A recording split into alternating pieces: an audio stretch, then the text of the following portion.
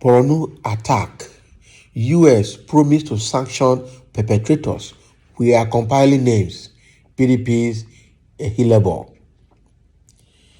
The People's Democratic Party (PDP) head of new media Anthony Ehilabo has revealed that the United States of America has promised to impose stiff sanctions on whoever perpetrates violence in the electioneering season. Ehilabo stated this in a chat with Daily Post while reacting to the recent attack on the PDP presidential candidate Atiku Abubakar's motorcade in Borno State. Recall that some suspected political thugs had attacked Atiku's convoy at Ramat Square in Maiduguri, the state capital. Over 70 persons were said to have been injured and several vehicles damaged in the attack as the party fingered the ruling All Progressives Congress (APC) for allegedly orchestrating the attack. However, the director of media and publicity for the APC Presidential Campaign Council, Bayo Onanuga, said the attack could be the result of the infighting in the Borno State chapter of the PDP, insisting that the APC had no hand in the violence. Recall also that hoodlums suspected to be political thugs barely 2 months ago attacked Atiku's supporters during a presidential rally in Kaduna, where several persons were injured. Reacting, Ehilebo told our correspondent in a chat on Thursday that the PDP would start drawing the attention of the international community to the recurring attacks. Ehilebo said the former vice president had, during his recent visit to the United States, got the assurance of the U.S. authority to sanction those involved in the repeated attacks. He said we must begin to draw the attention of the international community to what is happening.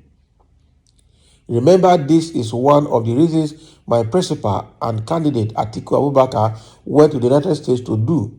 He got a commitment from the US that they are going to impose stiff sanctions on anyone who perpetrates violence. So we are looking to compile a list of people who are fomenting violence, and they must know that they will not be able to travel, they will not be able to do anything should they foment violence within this electoral cycle. According to the PDP chieftain, the party is not known for violence and has no plan for a reprisal attack on any political party, stressing that PDP members are known for peace. PDP is not a party of violence. I have seen a lot of people making assertions that we should counter violence with violence, but we are not that type of party. Perhaps in talking about violence, when you look at the other parties who use violence on the digital platform, you will see that that is what they wish PDP should do.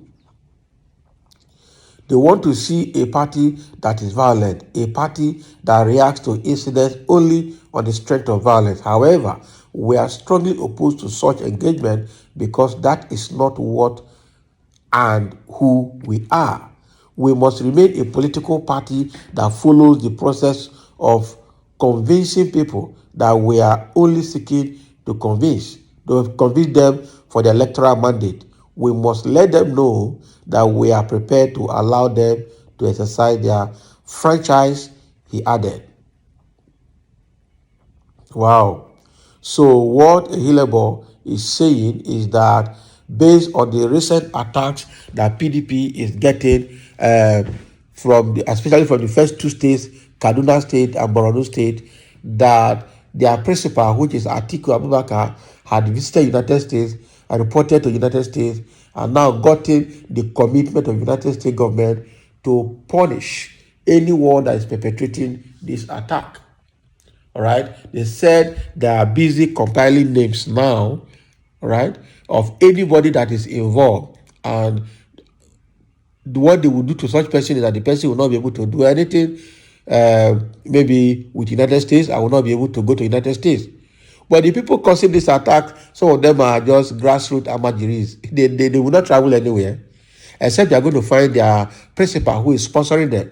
And you may find out that some of the people sponsoring them are also not people willing to travel.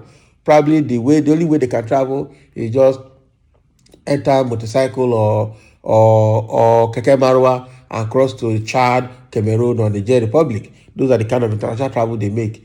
Before you see somebody that has the liver to travel to the United States for anything and being sufficing as the kingpin or the masterminder of this attack, it's going to be very, very hard. Very, very hard. But the truth is that whether we like it or not, this is also violating the peace accord that has been signed by all the political parties to shun violence during this election period. Unfortunately, these principals of these parties are not able to stop their subordinates from being involved in violence. The same way Ibubago is attacking other political parties in Ebonyi State. The same way they didn't want Labour Party to do anything in Lagos State, right? How long are we going to continue this politics of violence? The world has gone beyond this. We should shun violence in all of our political activities and at least show maturity for once, right? That we are matured enough to democratically manage ourselves in our country without interference of the international body. Wow. So somebody is writing here, why do people who aspire to rule this country vehemently display their disrespect and dislike for Nigeria? An incident happened in Borno state of Nigeria, and you tell us that the US has promised to punish those who were the perpetrators of the incident. I checked to find when Nigeria became an additional state to those already existing in America, but my search came negative. Neither Nigeria nor Borno state is a vassal or a colony of any other country, America inclusive. This makes me jittery of the presidency of this party with the pageant of trying to cede Nigeria or part of it to foreign powers. Remember that Bakassi or part of it was ceded to Cameroon during the tenure of this party. We don't want a repeat again. Well, this is not a case of ceding Nigeria to any foreign nation. It's about getting the attention of international observers of what is happening in Nigeria, so that when they come during the election to observe, they're already gathering data and they know what to look out for when they come for international observation of the election. But again, there's nobody can exist without a senior relative. So, and the world itself is a community, all right? So, if you have a senior relative that can call situation to order or call you to order or call someone oppressing you to order, I don't think it's a bad idea. But the truth is that America and United Kingdom have not shown that they are interested in helping anybody because they see us as a sovereign nation. We should be responsible for ourselves. They also have their own problem to solve. So, but don't add to their own problem. So another person is saying, you have wonderful memory. Nigerians should be wise. If not, this APC mess will be a child's play. Wow. So everybody is aware now that APC is already in a mess and putting Nigeria in a mess as well. Good narrative, but that is not the point being made here. When they say USA or the West will sanction election troublemakers, those concerned know the implications, and that's because they have stashed our Commonwealth outside the shores of Nigeria. When Western powers talk about this, it sends jitters down the throat of the guilty ones, and they know themselves. Nothing concerns you and me. Yeah, I get you. So just like this guy is saying, when US or UK threatens like this, the people involved, they know themselves and they begin to, to adjust and reposition themselves because they have stashed our money in US, UK, Canada, Dubai, and some of those Europe countries as well. So when they send bad signal to them or such signal to them, they jitter and the next thing they begin to adjust. If it's has a way of helping, that's fine. Because these people have stashed our money abroad for themselves, selfishly.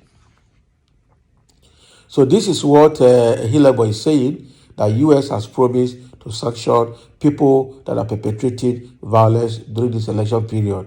This must be in addition to the peace accord that has been signed by all political party stakeholders, but unfortunately some of them failed to be adhering to it.